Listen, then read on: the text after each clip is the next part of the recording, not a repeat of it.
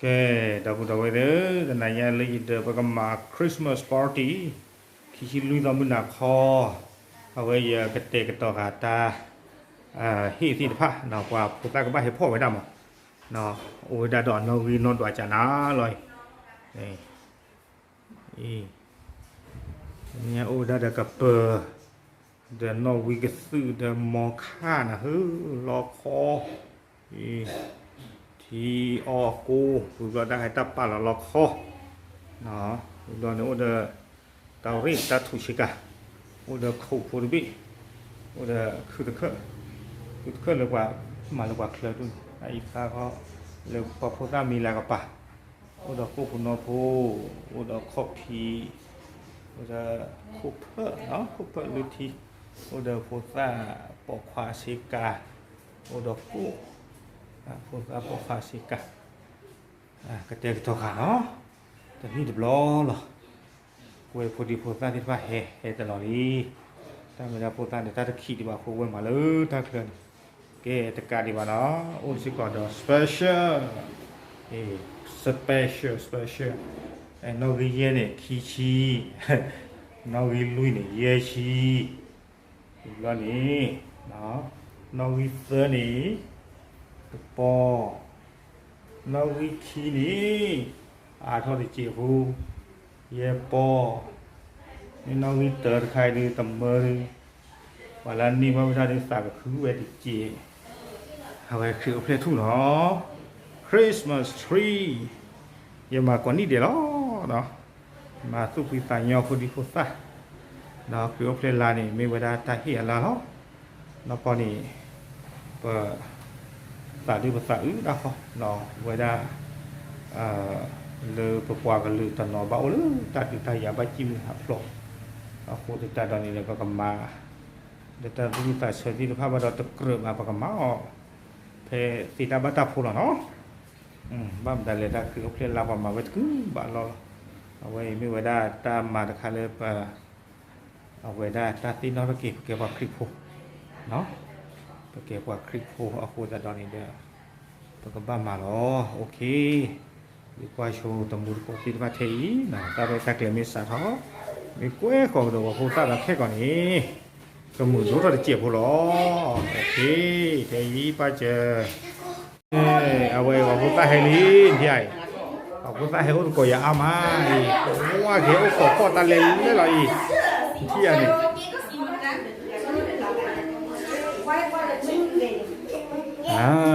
สันใครว่าพูดตาตบปากไว้ดูกันเจอหรอยพูดตาตบปากไว้ดูกันเจอหรอยนี่นุยนารีเนาะนุยนารีเนี่ยประกาศเท่าหรอวันเลยข้อตัดสินที่เขาได้กันหนีมาไว้ได้หรอเบอร์27เบอร์อะไรก็แล้วแต่นะครับจับได้ก็ดีใจด้วยแต่นี่ยังกระเตกต่อเซอร์ชีตคาตาเฮเนาะเซอร์ชีตคาตาไทยแล้วปุยฟอเลยหรอไอ้ไทยโอ้เท่ามาก่อนค่ะเนาะสระมือเอาไว้ได้ประกอบไว้ได้ขอเนาะสระมือใหญ่แล้วมือคล้าไม่มือใหญ่เลยที่ตาสุด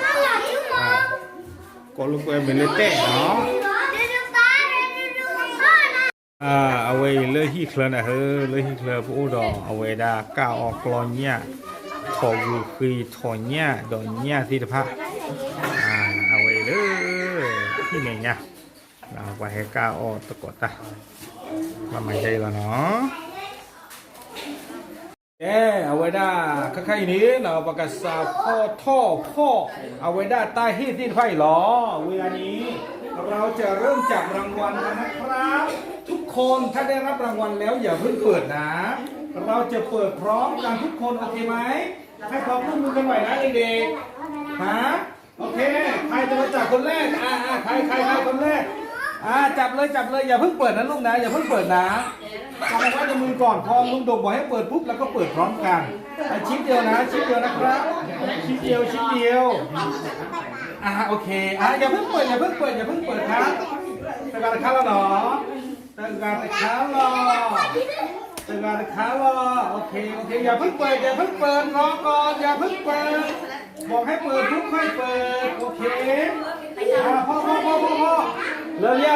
พ่อเลียแต่พ่อไม่มาเฮ้พ่อมาช่วยใจน้องก่อนดีๆน้องน้ำชายมาน้ำชายข้าวหนอเอาแม่จังด้วยน้ำชายครับน้ำชายพ่ออันนี้รางวัลธรรมดาก่อนนะยังไม่ใช่รางวัลพิเศษนะครับใครยังไม่ได้ได้หรือยังลูกตั้งอะไรอ่ะลูกยิมมาหนึ่งอันครับยิมมาหนึ่งอันครับโอเคใครยังไม่ได้จับเด็กหมดหรือยังเด็กหมดหรือยัง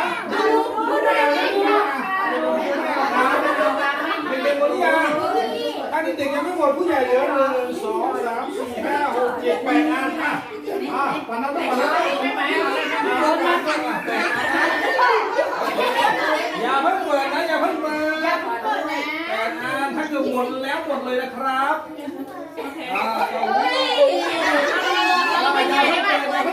ไม่รางวัลใหญ่ยังไม่ถึงเรือจะเ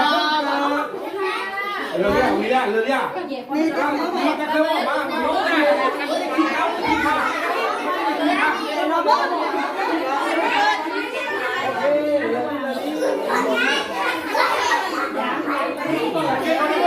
มาคดีวันแกอย่ากระวัดเลยคิดเลยบอกท่านปลอกหนอจะนับ1 ถึง 3เสร็จแล้วเราก็เปิดพร้อมกันนะฟังเด็ก1 2 3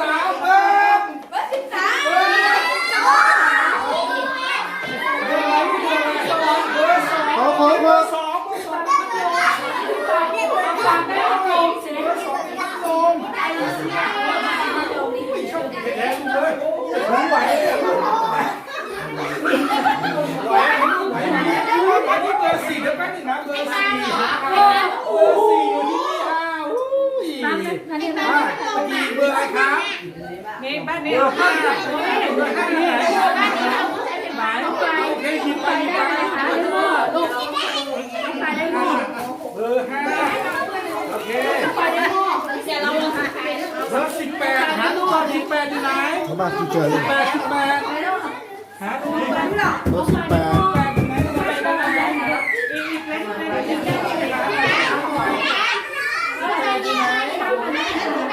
เดี๋ยวก่อนเอาไป18ก่อน18อยู่ไหนเดี๋ยวก่อนเอา18ก่อน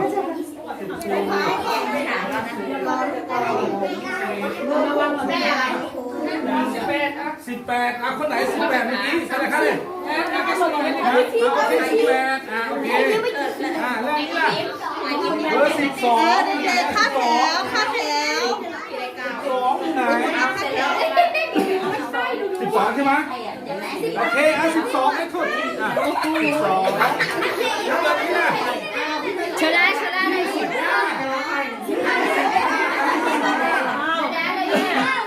ได้ขนมอร่อยโอ้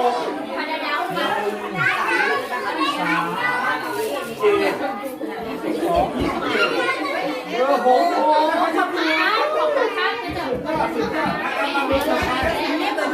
เบอร์ 3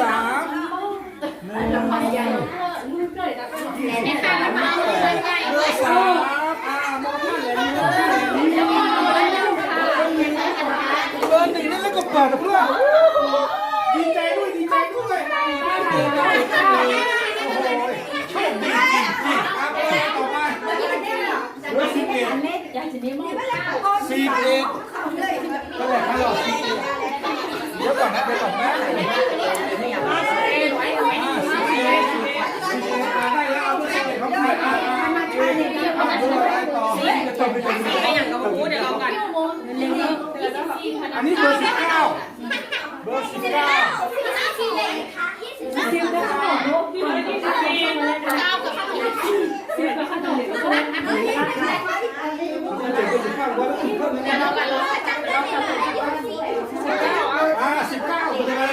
บอกเบอร์ 23โอเค ขอจิ้มหน่อยเบอร์23ผู้หญิง23 อะไรลูก เดี๋ยวเราไปเลยฮะได้ที่ไม่เขาได้ไปแล้ว 23ได้เลยโอ้โหได้ของดีได้ของดี ใครได้ลูก เบอร์30 นี่30โอ้ได้ขนมได้1 ถังเบอร์7เบอร์7ก็คือใครปรับพุทธไม่ต้องคนอ่ะแล้วก็บอกพุทธมาตรฐานนี้ตั้งอย่างเดียว ไม่ใช่โอ้ใส่ได้เนี่ย ขนมพี่โอเปลี่ยนกับแม่ไหม เบอร์ที่9 ใส่ได้ไหมลูกนี่นะ22เหรอใส่ได้อ๋อดูนี่ โอเค22เบอร์ไหนต่อ27โอ้โหได้แอลมอนด้วยของดีโอเคเนี่ยเติม22อันนี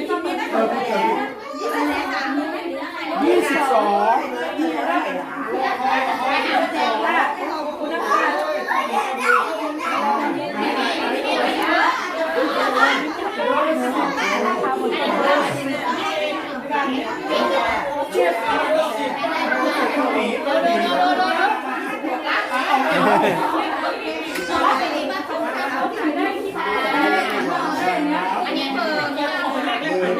น้องคนนั้นอ่ะจ่ายเงิน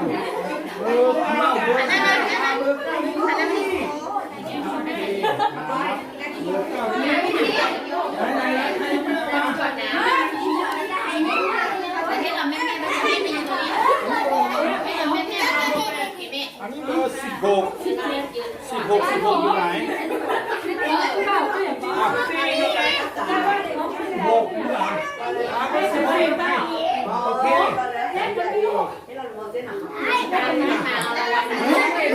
นี่เดี๋ยว นี่เรียกเลย 31 นาที สอนกี่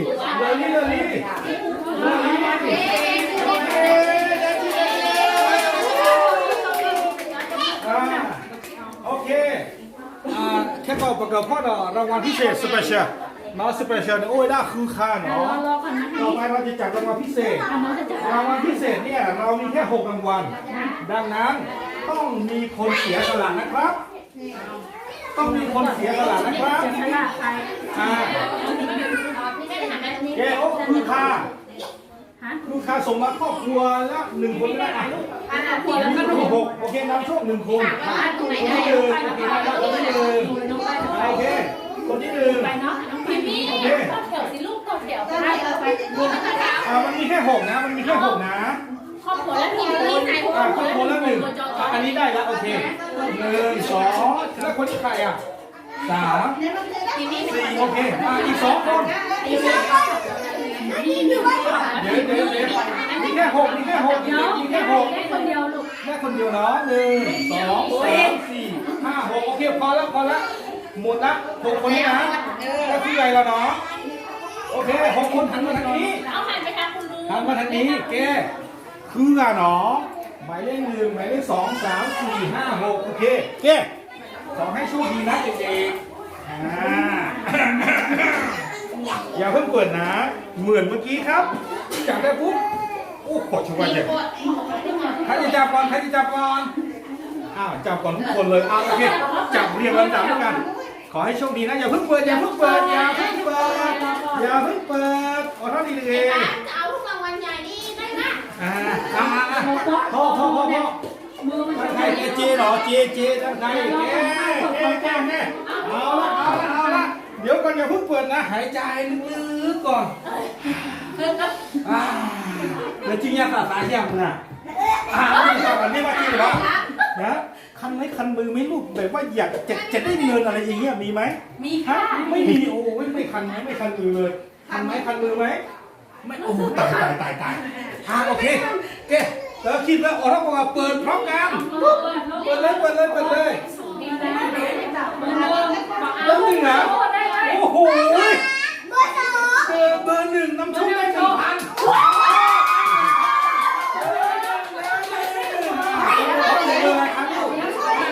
เบอร์ 3 ขอบคุณค่ะไม่ลงเลย เบอร์ 3ได้100เบอร์อะไรครับ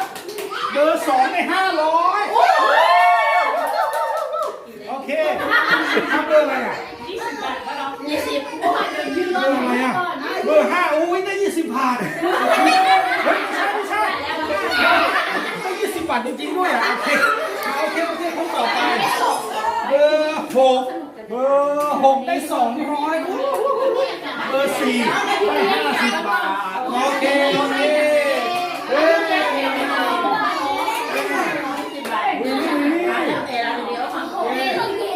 โอเควันนี้เดี๋ยวก่อนนะเดี๋ยวก่อนวันนี้ใครใส่เสื้อแดงมาขอเฉพาะคนใส่เสื้อแดงนะครับเสื้อแดงใครใส่เสื้อแดงมาใครถ้าไม่ใช่ใส่เสื้อแดงเอาไปก่อนเสื้อแดง2 คนมาเสื้อแดงเฮ้ยทำมาเลยเสื้อแดงมาเสื้อแดงมา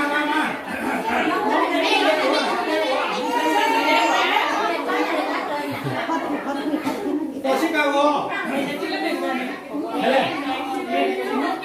โอเคมาเสื้อแดงโอเค1 2 3 4 5 6 7อันนี้ไม่ใช่เสื้อแดงนี่ลูกอันนี้สีอะไรดีเสียใจด้วยนะลูกนะต้องเล่นกับคุณนะโอเคเสียใจด้วยอ่ะ1 2 3 4 5 6 7 คนโอเควันนี้เป็นวันคริสต์มาสดังนั้นเนี่ยเราจะเน้นเสื้อแดงเป็นหลักนะครับโอเคดังนั้นคนที่ใส่เสื้อแดงเนี่ยเดี๋ยวลุงโดมจะแจกอีกคนละ100 บาทนะครับคนละ100 บาทเฮ้ยเดี๋ยวไม่ใช่ตรงนี้อันนี้เล่นกันขอแจกใหม่ข้างในสีแดงเปล่า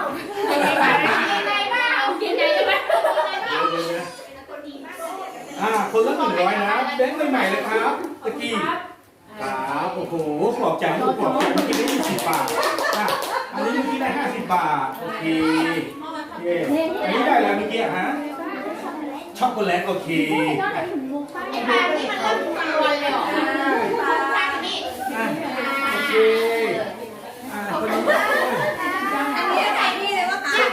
คนนี้100พอเหรอ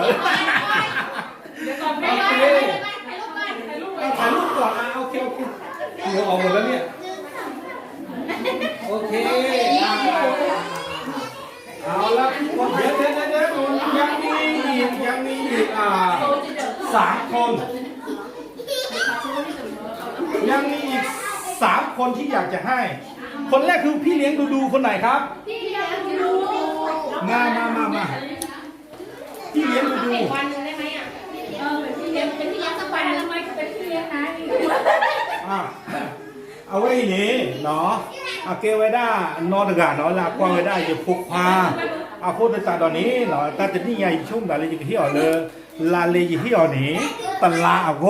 เอาไว้นี่โบนัส1 เดือนเนาะไม่เกี่ยวกับเงินเดือนที่เดือนนะเงินเดือนที่เดือนก็จะได้อีกส่วนอันนี้เป็นโบนัสครับตามอยู่มาเนาะเรื่องกว่าตัวนี้อยู่ความวิ่งมากโอเคนี่ตามเลยขอบคุณที่ดูแลคุณหมอกบครับคุณหมอกบคนนี้พิเศษมากเพราะว่าตั้งใจสเปเชียลเนาะเอาไว้เก็บไว้อยู่พวกฟาร์มโมส่วนจำนวนเงินถ้าเกิดอยากจะรู้ถามหมอกบเอานะครับโอเค